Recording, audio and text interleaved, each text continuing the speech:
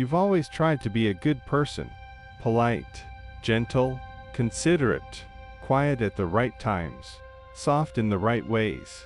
You step back, you hold it in, you make space for others, because somewhere along the way, you were taught that's what a mature person does. But the kinder you are, the more tired you feel, the more agreeable you become, the more invisible you feel, the more you give, the more you wonder, does anyone truly see me? Until one day, you pause and ask yourself, am I really living authentically, or just playing the role the world expects of me? Orwell once wrote, in a time of deceit, telling the truth is a revolutionary act. This video isn't meant to make you bitter. It's an invitation to return, not to being better, but to being real. Let's go back to the beginning. From a young age, you weren't taught how to live honestly. You were taught how to be acceptable. You learned how to be well-behaved, sweet, easy to deal with. You were praised for listening, for not arguing, for sharing even when you didn't want to, for swallowing your emotions just to keep the peace. At some point, you began to believe, to be loved, I must betray my true feelings. You wore a mask, not to deceive anyone, but to survive. Because when you were little, disappointing someone didn't just mean getting scolded.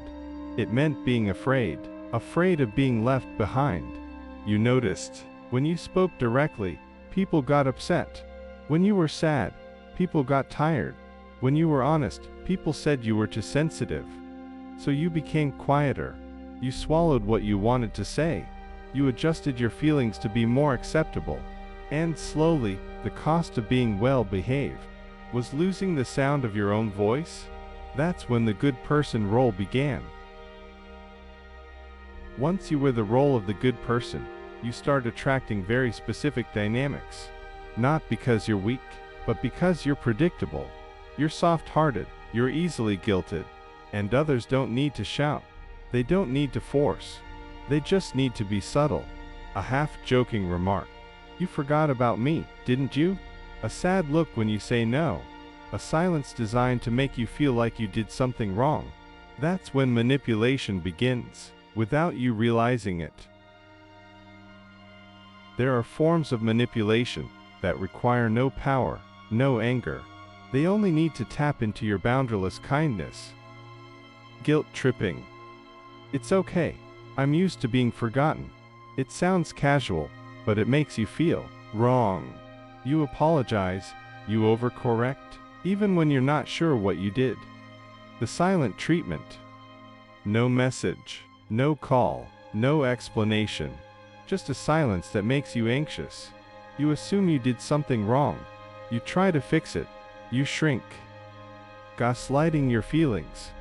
You're too sensitive. I was just joking.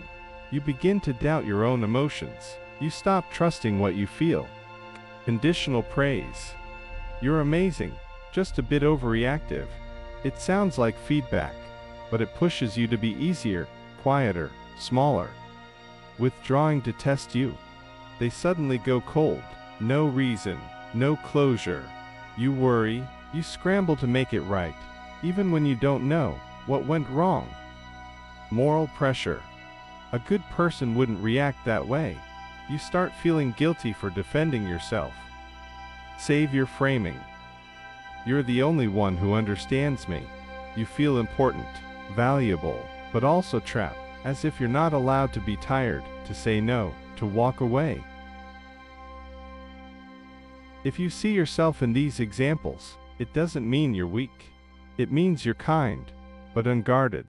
And kindness without boundaries becomes a tool for others to use. Because sometimes, what makes you say, yes, isn't love, it's fear. Not because you truly want to help, stay, or listen, but because you're afraid. If I don't, they'll leave. If I don't, they'll be hurt. If I don't, I'll be alone. You're not being kind by choice. You're being kind because you're afraid of no longer being loved if you refuse. You say sure, even when you feel trapped. You listen, even when you're drained. You go along, even when you want to be alone. That's not love. That's fear. And when fear guides kindness, it stops being connection and becomes survival. The danger is this: you start believing that love must always come at the cost of yourself. You don't think you're worthy of staying unless you're always easy. You don't believe someone can truly love you, even when you say no, even when you need space, even when you disagree. But it's not just a personal pattern. That fear, that silence, that shrinking, is reinforced by something bigger: society. Society doesn't reward authenticity. It rewards performance. You can be kind, sincere, and clear, but if you don't smile at the right time, if you don't soften your boundaries, if you don't make your no sound sweet, you'll be labeled cold, difficult, not kind enough. Meanwhile, someone else who's polite, agreeable, and avoids conflict, even if it's fake, gets praised as such a kind person, because we live in an age of moral performance. Online, at work, in families, the ones who know how to play the role, to keep up the image, get favored. The world doesn't care about your truth. It cares about your presentation. The easier you are, the more your praise, even if it's quietly destroying you inside. And so, those who live honestly, who speak clearly, who uphold boundaries, are often the ones left out, not because they're wrong, but because they refuse to play the game. So how do you stay kind without turning it into a performance? How do you remain soft without being shapeless? How do you offer love without sacrificing your truth? Kindness doesn't mean always being agreeable. Thoughtfulness doesn't mean staying silent. Politeness doesn't mean allowing others to walk over you. There is a deeper kind of kindness, one that doesn't exist to be liked. It exists because that's who you choose to be. Genuine kindness doesn't fear disapproval. It's rooted in clarity. It comes from inner strength, not from the desire to be accepted. Real kindness doesn't abandon itself to soothe others. It can say no with love. It can express hard truths with respect. It can walk away without guilt. So ask yourself, after helping someone, do I feel at peace or quietly bitter?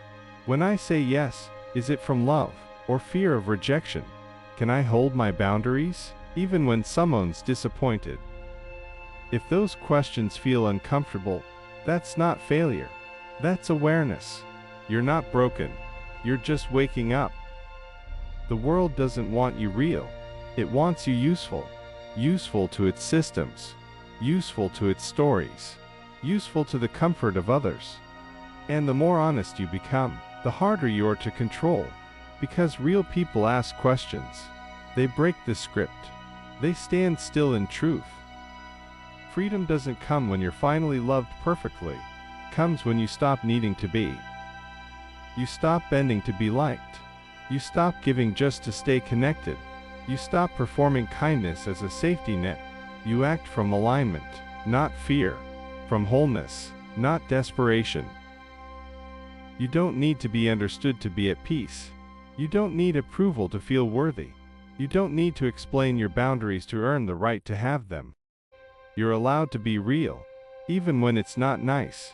You're allowed to rest, to say no, to pull back. You're allowed to disappoint others, if it means not abandoning yourself. Because you were never meant to disappear to be loved. You were meant to live truthfully. So let them call you too much. Let them say you've changed. Let them walk away. Because what you've gained is yourself, and no amount of praise could ever replace that.